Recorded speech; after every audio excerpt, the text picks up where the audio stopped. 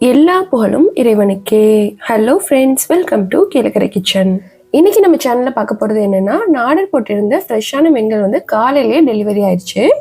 நான் என்னென்ன மீன்கள் வந்து ஆர்டர் போட்டிருந்தேன், அது எங்க இருந்து வந்திருக்குது அப்படிங்கிற டீட்டெயில் தெரிஞ்சுக்கிறேன்னா வீடியோவை கடைசி வரைக்கும் ஸ்கிப் பண்ணாம பாருங்க.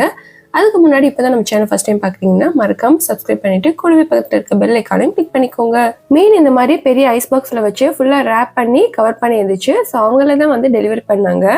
இப்போ மீன்கள் எல்லாத்தையுமே வந்து நான் பாக்ஸ்ல இருந்து வெளியில எடுத்துட்டேன். இது எங்க இருந்து வந்திருக்குதுன்னா மூக்கையூர்ல இருந்து தான் வந்திருக்கு. இப்போ ஒவ்வொரு மீனா வந்து நான் ஓபன் பண்ணி காமிக்கிறேன். நான் ஃபர்ஸ்ட் கவரை ஓபன் பண்ணி பார்த்தேன். அதுல வாழை மீன் இருந்துச்சு, நல்ல பெரிய சைஸ்ல இருந்துச்சு. கண்ணு மட்டும் லைட்டா ரெட்டிஷா இருந்துச்சு, பட் மீன் வந்து நல்லா ஃப்ரெஷ்ஷா இருந்துச்சு. இதை முள்ளு வாழைன்னு சொல்லுவாங்க. இது எங்க ஊரோட ஃபேமஸான மீன்ல ஒண்ணு. நிறைய முள்ளு இருக்கும். இதை சாப்பிடணும்னா நாங்க மோஸ்ட்லி ஊருக்கு தான் போகணும். இங்க கோயம்புத்தூர்லயுமே வந்து சம்டைம்ஸ் கிடைக்கும், பட் அது வந்து இவ்வளோ பெருசா இருக்காது, சின்னதா இருக்கும். அதுல நிறைய முள் இருக்கும். இது ரெண்டும் சேர்ந்து 2 கிலோ இருந்துச்சு. நம்ம நெக்ஸ்ட் கவர் ஓபன் பண்ணி பார்க்கலாம். இந்த கவர்ல நல்ல பெரிய பெரிய சைஸ்ல ஜம்போ பிரான் தான் வந்து இருந்துச்சு. இது நல்ல பெரிய சைஸ்ல இருந்துச்சு. ஒரு ஆளுக்கு வந்து தாராளமா 2 பிரான் சாப்பிட்டாலே போதும். நான் ஆர்டர் போட்ட சீ ஃபுட் எல்லாமே எனக்கு நல்ல திருப்தியாக இருந்துச்சு. சில நேரங்களில் நம்ம ஆர்டர் கொடுக்கறது ஒன்றா இருக்கும், டெலிவரி பண்ணுறது வேறு மாதிரி இருக்கும். பட் இது வந்து ரொம்ப நல்லா இருந்துச்சு. இப்போது தேர்ட் கவரை ஓப்பன் பண்ணி பார்க்கலாம். இதில் நான் என்ன ஆர்டர் போட்டிருந்தேன்னா கிராப்பு. இந்த கிராப் வந்து செம்ம பெருசாக இருந்துச்சு. இந்த மாதிரி கிராப் வந்து நான் இப்போ தான் ஃபர்ஸ்ட் டைம் பார்க்குறேன். இன்றைக்கி நான் வாங்கியிருக்கிறது ப்ளூ நண்டு. கண்ணண்டை விட ப்ளூ நண்டு தான் நல்ல டேஸ்ட்டாக இருக்கும். எப்போவுமே வந்து பொருள் நல்லா இருந்துச்சுன்னா விலையும் கொஞ்சம் அதிகமாக தான் இருக்கும். ஸோ நமக்கு குவாலிட்டியான பொருள் வேணும்னா விலையை பார்க்காதீங்க. சம்டைம்ஸ் வந்து நமக்கு லக் இருந்துச்சுன்னா கிளிக் ஆயிரும். கம்மியான விலையிலே நல்ல குவாலிட்டியாக கிடைக்கும். நண்டில் நிறைய வேஸ்டேஜ் வரும். நம்ம சின்ன நண்டு வாங்குறதுக்கு பதிலாக இந்த மாதிரி பெரிய நண்டு வாங்கும்போது அதில் வந்து ஃப்ளஷ் அதிகமாக இருக்கும். லாஸ்ட் கவரை ஓப்பன் பண்ணி பார்த்துடலாமா? இதில் என்ன ஆர்டர் போட்டிருந்தேன்னா கனவா. இது பெரிய சைஸ் கனவா, எங்கள் ஊர் கனவா.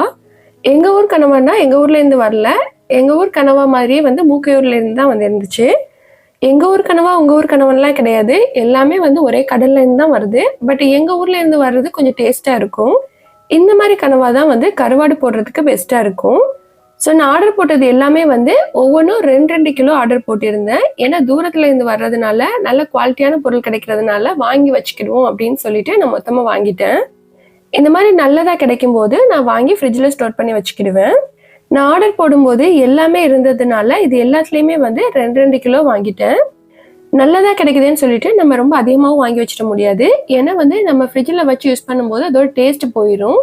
இப்போது ஃபஸ்ட்டு நான் ப்ரானை க்ளீன் பண்ணி காமிக்கிறேன். பொதுவாக நம்ம ப்ரான் வாங்கினாவே வந்து அது சின்ன சின்ன சைஸில் இருக்கும். ஸோ அதை க்ளீன் பண்ணுறதுக்குள்ளே பெண்டு கலண்டுரும். பட் இந்த ப்ரான் வந்து க்ளீன் பண்ணுறது ரொம்ப ஈஸி. இப்போ ப்ரானை தலையோட சேர்த்து குக் பண்ணும்போது எப்படி க்ளீன் பண்ணலான்னு சொல்லி காமிக்கிறேன். இதோட ஸ்கின்னு ரொம்ப லேசாக தான் இருந்துச்சு. ஸோ அதனால ரொம்ப வேஸ்டேஜ் வரல. பொதுவாக நம்ம 1 கிலோ ப்ரான் வாங்குறேன்னு வைங்களேன், அதில் பாதி வேஸ்டேஜே போயிடும். ஸோ மீதி தான் வந்து நமக்கு ப்ரான் கிடைக்கும். பட் இந்த ப்ரான் வந்து அப்படி இல்லை. இதோட தலையிலையுமே வந்து நிறைய ஃப்ளஷ் இருந்துச்சு. அதையுமே வந்து நான் அப்படியே சேர்த்து குக் பண்ணுறதுக்கு எடுத்துட்டேன். நாங்கள் இந்த தலையை தனியாக எடுத்துட்டு இதை வந்து ஃப்ரை பண்ணுறதுக்கோ இல்லைன்னா வந்து கட்லெட் போடுறதுக்கோ யூஸ் பண்ணிக்கிடுவோம். ப்ரான் தலையை யூஸ் பண்ணி எங்கள் ஊரில் வாடா செய்வோம். அதுவும் நல்ல வாசனையாக டேஸ்ட்டாக இருக்கும். ஸோ அந்த ரெசிபி வேணும்னா சொல்லுங்கள், கண்டிப்பாக அப்லோட் பண்ணுறேன். இப்போது தலையை தனியாக ரிமூவ் பண்ணிவிட்டு க்ளீன் பண்ணுறது எப்படின்னு சொல்லி காமிக்கிறேன். நாங்கள் பெரிய தலையாக இருந்தால் அதை வேஸ்ட் ஆக்க மாட்டோம், சின்ன தலையாக இருந்தால் அதை டிஸ்போஸ் பண்ணிடுவோம். ப்ரான் க்ளீன் பண்ணுறது நிறைய பேருக்கு தெரிஞ்சிருக்கும், பட் தெரியாத பிகினர்ஸ்க்கு தான் நான் சொல்கிறேன். எதுக்காகனா வந்து நம்ம கடையில் வாங்கி அவங்கள்ட்டே க்ளீன் பண்ணி கேட்கும்போது வெயிட் குறையிறதுக்கு நிறையவே சான்ஸ் இருக்குது. ஸோ அதனால் நீங்களே க்ளீன் பண்ணிக்கோங்க. ப்ரானோட சென்டர் போர்ஷனில் கழிவு வந்து நரம்பு மாதிரி இருக்கும். அதை நைஃபை வச்சு கீறி விட்டுட்டு ரிமூவ் பண்ணிடலாம். ப்ரானோட கீழ் போர்ஷன்லேயும் வந்து பிளாக் கலரில் நரம்பு மாதிரி இருக்கும். ஸோ அது இருந்தால் ரிமூவ் பண்ணிடுங்க. இதில் இல்லை, ஸோ அதனால நான் எடுக்கல. இதே மாதிரி நம்ம க்ளீன் பண்ணி ஃப்ரிட்ஜில் ஸ்டோர் பண்ணி வச்சுக்கிடலாம். ஸோ நீங்கள் அப்படியே ஸ்டோர் பண்ணி வச்சிட்டிங்கன்னா அதோட ஸ்கின் வந்து கொஞ்சம் டார்க் கலராக ஆயிரும். இப்போது மேல் தோல் எல்லாத்தையுமே வந்து உடைச்சி எடுத்தியாச்சு. அடுத்து கிராப்பை க்ளீன் பண்ணலாம். எதையுமே வந்து க்ளீன் பண்ணுறதுக்கு முன்னாடி ஒரு தடவை நல்லா வாஷ் பண்ணிக்கோங்க. இது கடல்ல இருந்து வந்தாலும் இதில் மண்ணெல்லாம் ஒட்டிட்டு இருக்கும். ஸோ அதனால இதை வாஷ் பண்ணிட்டுனா க்ளீன் ஆயிரும். இந்த மாதிரி பெரிய சைஸ் கிராப்ல தான் நிறைய சதை இருக்கும். ஸோ அதனால கிடைச்சா இந்த மாதிரி வாங்கிக்கோங்க. இப்போது இதோட தலைப்பாதியில் இருக்கக்கூடிய 2 கொடுக்கையும் வந்து நான் எடுத்துட்டேன். அடுத்து கால் பாதியில் இருக்கக்கூடிய அந்த நுனி பாதியை வந்து ரிமூவ் பண்ணிடலாம். இந்த நுனி பாதியை நம்ம ரிமூவ் பண்ணாதான் நம்ம குழம்பு வைக்கும் போதோ இல்லைன்னா கிரேவி பண்ணும்போதோ அந்த சாறு வந்து உள்ளே இறங்கும், சாப்பிட்றதுக்கு டேஸ்ட்டாக இருக்கும். எதுவுமே வந்து முழுசாக இருக்கும்போது நல்லா பெருசாக தெரியும். இதை கட் பண்ணதுக்கப்புறம் பாதி கம்மியாயிரும், குக் பண்ணதுக்கப்புறம் அதை விட கம்மியாயிரும். ப்ரான் அண்ட் கிராப்லாம் எடுத்துட்டிங்கன்னா டேஸ்ட் வைஸ் பார்க்கும்போது கிட்டத்தட்ட ஒரே மாதிரி தான் இருக்கும். பட் ஷேப்ஸ் மட்டும்தான் வந்து டிஃப்ரெண்ட்டாக இருக்கும். ஆனால் ஒன்று, இந்த கிராபை சாப்பிட்றதுக்கு ரொம்ப பொறுமை வேணும். இந்த வின்டர் டைம்லலாம் நிறைய பேருக்கு சளி இருமல் பிரச்சனை இருக்கும். ஸோ அவங்களுக்கு இது ஒரு நல்ல மருந்தாக இருக்குது. இப்போது இதோட மேல் ஓட்டை வந்து நம்ம ரிமூவ் பண்ணணும். ரிமூவ் பண்ணிட்டு தான் குக் பண்ணணும். ஸோ கீழ்ப்பாதியில் இருக்கக்கூடிய இந்த போர்ஷனை வந்து நம்ம எடுத்து விட்டுட்டோம்னா மேல் ஓடு வந்து ஈஸியாக கலந்து வந்துடும். இதுக்குள்ளே தான் வந்து நண்டோட கழிவுகள் இருக்கும், அதையும் நல்லா வாஷ் பண்ணிடலாம். கிராப் வந்து வாயுங்கிறதுனால வாயு பிரச்சனை உள்ளவங்க இதை குக் பண்ணும்போது நிறைய பூண்டு சேர்த்துக்கோங்க. இப்போது சென்டரில் இருக்கக்கூடிய அந்த கழிவுகளை ரிமூவ் பண்ணதுக்கப்புறம் சைடில் வந்து கிரே கலரில் ஸ்கின் மாதிரி இருக்கும், அதையும் எடுத்துடலாம், அதுவும் தேவையில்லை. இப்போது 2 சைடு இருக்கக்கூடிய அந்த வேஸ்ட்டை ரிமூவ் பண்ணிவிட்டு இதை நீங்கள் 2ஆவும் கட் பண்ணலாம், இல்லைன்னா முழுசாகவும் சேர்க்கலாம். சின்ன நண்டாக இருந்தால் நம்ம முழுசாக சேர்த்துடலாம். இது பெரிய நண்டுங்கிறதுனால நான் 2ஆக கட் பண்ணிக்கிடுறேன். நான் வாங்கின இந்த 4 சீ ஃபுட்டும் ஒன்று 2 கிலோ இருந்துச்சு. நான் எவ்வளோக்கு வாங்கினேன்னு தெரிஞ்சுக்கிறேன்னா கமெண்ட்ஸில் கேளுங்க. இது மூக்கையூர்லேருந்து வந்துச்சு. முன்னையெல்லாம் எங்களுக்கு கோயம்புத்தூர் வடவள்ளியிலேருந்து வரும், பட் இப்போ அந்த கடையை எடுத்துட்டாங்க. மற்ற கடைகளில் வாங்கிக்கிடுவோம், பட் நம்ம ஊர் மீன் வாங்கி சாப்பிட்டு அந்த டேஸ்ட் வராது. இது எப்படின்னா அவங்க மூக்கையூர்ல இருந்தே வந்து எல்லா ஊருக்கும் வந்து சப்ளை பண்ணுறாங்க, அவங்களே டைரெக்டாக போய் கொடுக்குறாங்க.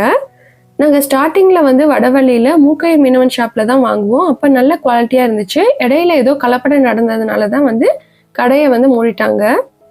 ஸோ அதனால் இப்போ மொத்தமாக தேவைப்பட்டுச்சுன்னா இந்த மாதிரி ஆர்டர் கொடுத்து வாங்கிக்கிடுவேன்.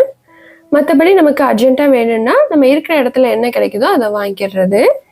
இப்போது நண்டோட தலைப்பாத்தியில் இருக்கக்கூடிய அந்த கொடுக்கு நுனிப்பாதையையும் வந்து கட் பண்ணி எடுத்துட்டேன். ஸோ இதே மாதிரி எல்லா கிராபையும் வந்து க்ளீன் பண்ணி எடுத்து வச்சிடலாம். ஸோ இன்றைக்கி வந்து நான் கிராபு தான் குக் பண்ண போகிறேன். கிராப் வந்து ரொம்ப குழம்பு வைக்காமல் மசாலா டைப்பில் செஞ்சோன்னா ரொம்ப நல்லாயிருக்கும். நான் ஆல்ரெடி அப்லோட் பண்ணியிருக்கேன், செக் பண்ணி பாருங்கள். நெக்ஸ்ட்டு நம்ம கணவாயை க்ளீன் பண்ண போகிறோம். கோயம்புத்தூரில் இந்த மாதிரி சைஸில் கனவா கிடைக்கிறது ரொம்ப ரொம்ப ரேர். கீழக்கரையில் தான் இந்த மாதிரி சைஸில் கனவா கிடைக்கும். ஸோ அதனால் நாங்கள் ஊருக்கு போகும்போது தான் அங்கேருந்து வாங்கிட்டு வருவோம்னு நான் ஏற்கனவே சொல்லியிருக்கேன். பெரிய சைஸ் கனவாயெல்லாம் டேஸ்ட்டாக இருக்காது அப்படின்னு சொல்லுவாங்க. பட் எனக்கு என்னமோ இந்த மாதிரி கனவா தான் வந்து நல்லா இனிச்ச மாதிரி இருக்கும், ரொம்ப டேஸ்ட்டாகவும் இருக்கும். ஸ்கின்னெல்லாம் வந்து நல்ல தடிமனாக இருக்கும். பட் இங்கே உள்ள கனவா எப்படி இருக்குன்னா சின்ன சைஸில் இருக்கும். அது இந்த மாதிரி சென்டர்லாம் கட் பண்ண மாட்டோம், ரவுண்டாக கட் பண்ணி குக் பண்ணுறது.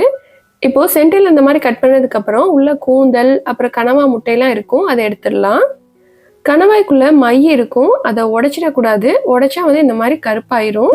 கனவா வரும்போதே இந்த மாதிரி கருப்பாக தான் இருந்துச்சு. ஏதோ ஒரு கணவாயில் உள்ள மை வந்து உடஞ்சிருக்குன்னு நினைக்கிறேன்.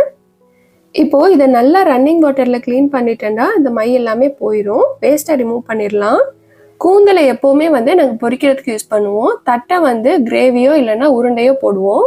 நீங்கள் கனவா உருண்டை போடும்போது இந்த மாதிரி சைஸ் கனவாயில் உருண்டை போட்டு பாருங்கள், ரொம்ப டேஸ்ட்டாக இருக்கும். இப்போது கூந்தலில் உள்ள கழிவுகள் எல்லாத்தையும் ரிமூவ் பண்ணிடலாம். இதுதான் வந்து மையே. இது உடஞ்சாதான் வந்து எல்லா இடமும் ஸ்ப்ரெட் ஆகி கருப்பாயிரும். ஸோ இது உடையாமல் கேர்ஃபுல்லாக எடுக்கணும். அப்போ தான் வந்து கனவா பார்க்குறதுக்கு நல்லா க்ளீனாக இருக்கும். இந்த கனவாயோட தட்டுக்கு மேலே இருக்கக்கூடிய பிளாக் கலர் ஸ்கின்னே ரிமூவ் பண்ணிடணும். நான் இதை வீடியோவில் காமிக்கலை, ஆல்ரெடி எப்படி க்ளீன் பண்ணுன்னு சொல்லிட்டு வீடியோ போட்டிருக்கேன், செக் பண்ணி பாருங்கள். இப்போது என்னோட ஃபேவரட்டான டேஸ்டான முள்ளு வாழை மீனை எப்படி கட் பண்ணலான்னு பார்க்கலாம். இங்கே கோயம்புத்தூரில் எடுத்துட்டிங்கன்னா முள்ளு மீன்லாம் அவ்வளோவா சாப்பிட மாட்டாங்க. எல்லாமே வந்து சதைப்பற்றுள்ள மீனாக தான் இருக்கும். எப்போவாச்சும் ரேராக கிடைக்கும். நம்மள மாதிரி வெளியூர் ஆட்கள் சாப்பிடுவாங்கல்ல, அதுக்காக வேண்டி அப்போவுமே வந்து சின்ன சைஸில் தான் கிடைக்கும். அது ரொம்ப முள்ளாக இருக்கும், முள்ளை எடுக்கிறதுக்கு கொஞ்சம் கஷ்டம். பட் இந்த மாதிரி மீனை வந்து ஈஸியாக முள்ளை எடுத்துடலாம், ரொம்ப டேஸ்ட்டாகவும் இருக்கும். மீனை கட் பண்ணுறதுக்கு முன்னாடி ஃபஸ்ட்டு நல்லா க்ளீன் பண்ணிக்கோங்க. அடுத்ததாக இந்த மாதிரி சைடில் உள்ள முள்ளை ரிமூவ் பண்ணிவிட்டு சென்டரில் 2ஆக கட் பண்ணிக்கிறேன். வாழை மீன் வந்து நிறைய பேருக்கு கட் பண்ண தெரியாது. இந்த மாதிரி தான் கட் பண்ணணும்.